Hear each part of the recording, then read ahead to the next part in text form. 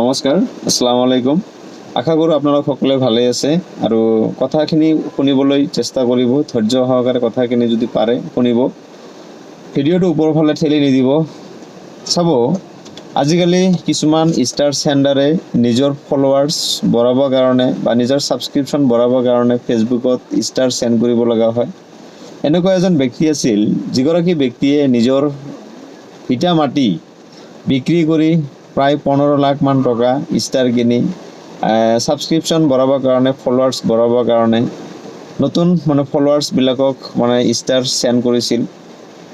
কিন্তু শেষত সেই 15 লাখ টকা শেষ হোৱাৰ পিছত সেইগৰাকী ব্যক্তিয়ে কিন্তু ফেচবুকৰ পৰা 1 টকাও ইনকাম কৰিব নোৱাৰিলে। সাধাৰণতে ফেচবুক যদি আপুনি চাই, ইয়াতে ষ্টাৰ কিনা বেচা যিটো বজাৰ, এয়া কিন্তু এটি জুৱা খেলৰ দৰে হয়।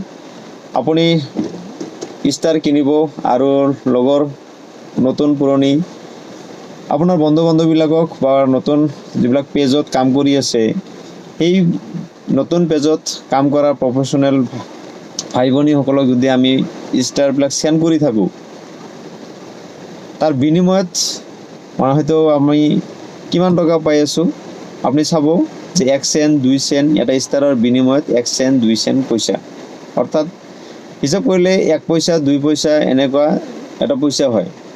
আৰু এনেকৈয়ে 5 পইচা 10 পইচা 50 পইচা এনেকৈ মিলি কিন্তু 100 পইচাত 1 টকা হয়। ঠিক তেনেকুৱা 1 চেণ্ট 2 চেণ্ট এনেকৈ মিলি কিন্তু এটা ডলাৰ হ'ব। আৰু ডলাৰ ইনকাম কৰাটো আজিকালি কিমান কঠিন। ফেচবুকত বা ইউটিউবত যিসকল ব্যক্তিয়ে কাম কৰে, যিসকল প্ৰফেশ্যনেলি কাম কৰি আছে, যিসকলৰ কণ্টেণ্ট ভাল, হয়তো ছাবস্ক্ৰিপশ্যনৰ বহুত আছে, ফলোৱাৰ্ছ বহুত আছে, সেইসকল ব্যক্তিৰ কথাটো অলপ বিশেষ। কিন্তু নতুন যিবোৰ মানুহে এই ফেচবুকত আহি বা নতুনকৈ ইউটিউবত আহি নিজৰ মাটি ভেটি বিক্ৰী কৰি হয়তো ষ্টাৰ কিনি আনক দান কৰি আছে, সেইসকলৰ অৱস্থাটা কি হ'ব? যিসকল ব্যক্তিয়ে চাব যে মই ফেচবুকৰ টকাৰে গাড়ী কিনিলোঁ, ফেচবুকৰ টকাৰে মই ঘৰ বনাই আছোঁ, ফেচবুকৰ টকাৰে মই এইটো কৰি আছোঁ, মানে এইবোৰ দেখা পাই কিছুমান নতুন ব্যক্তিয়ে, নতুনসকলে পুৰণিক ফ'ল' কৰিব বিচাৰে আৰু সেই পিছত দৌৰি দৌৰি কিন্তু নতুন ব্যক্তিসকলে, নতুন ভাই ভনীসকলে কিন্তু ভাগৰি যায়।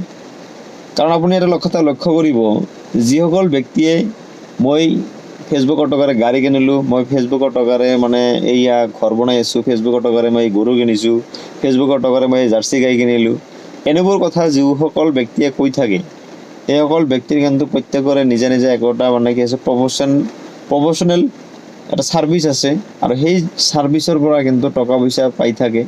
আৰু ফেচবুকটো জাষ্ট মনোৰঞ্জনৰ কাৰণে ইয়াতে আহি অলপ আনন্দ লয় বা আনক আনন্দ দিবৰ কাৰণে চেষ্টা কৰে।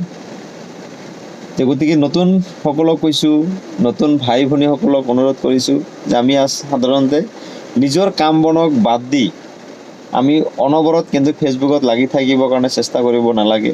কাৰণ আমাৰ সকলোৰে কিন্তু একোটা প্ৰফেশ্যন আছে আৰু আমি নিজৰ কৰ্ম যদি আমি নকৰোঁ, তেতিয়াহ'লে কিন্তু আমাৰ পেটত ভাত নাযাব, সেইটো কথা কিন্তু মনত ৰাখিব।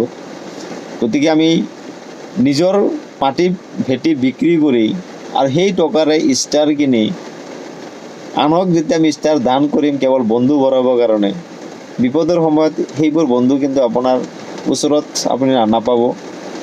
হয়তো আজি আপোনাৰ কেৱল আইডিটোত ফলোৱাৰ্ছ বঢ়াবৰ কাৰণে সেইসকল ব্যক্তিক আমি ষ্টাৰ চেণ্ড কৰি আছোঁ, নিজৰ গাঁঠিৰ ধন খৰচ কৰি সেইসকল ব্যক্তিক আমি ষ্টাৰ চেণ্ড কৰি আছোঁ। হয়তো এটা সময়ত সেইসকল ব্যক্তিয়ে কিন্তু আপুনি যিবোৰ পোষ্ট শ্বেয়াৰ কৰি আছে বা আপুনি যিবোৰ ভিডিঅ' বনায়, হয়তো সেইসকল ব্যক্তিয়ে কিন্তু আপোনাৰ সেই ভিডিঅ'বোৰ বা আপোনাৰ পোষ্টবোৰ কিন্তু নাচায়। এনেকৈয়ে এজন ব্যক্তিয়ে যদি আপোনাৰ 100জন মানুহৰ পৰা ষ্টাৰবিলাক পাই থাকে, এটা সময়ত সেই ষ্টাৰখিনি কিন্তু আপোনাৰ একাউণ্টৰ পৰা উইথড্ৰ কৰিব পৰা যায়। গতিকে সকলোৱে নিজৰ কাম কৰক, নিজৰ কাম কৰি নিজৰ জীৱনটো সুন্দৰভাৱে আগুৱাই লৈ যাওক। আৰু আমি ফেচবুক, ইউটিউব, ইনষ্টাগ্ৰাম এইবিলাকত সাধাৰণতে মনোৰঞ্জনৰ কাৰণে অলপ থাকিব লাগে।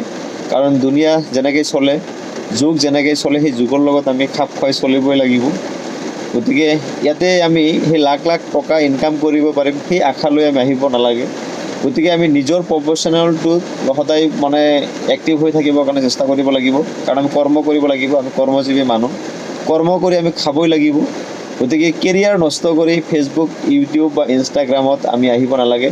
দিনে ৰাতিয়ে নিজৰ কেৰিয়াৰ বেন কৰি আমি ফেচবুকত কিন্তু অনবৰত বা ইউটিউবত অনবৰত বা ইনষ্টাগ্ৰামত আমি অনবৰত 24 ঘণ্টাই থাকিবৰ কাৰণে কিন্তু চেষ্টা কৰিব নালাগে। সকলোৱে ভালে থাকক কামনা কৰিছোঁ।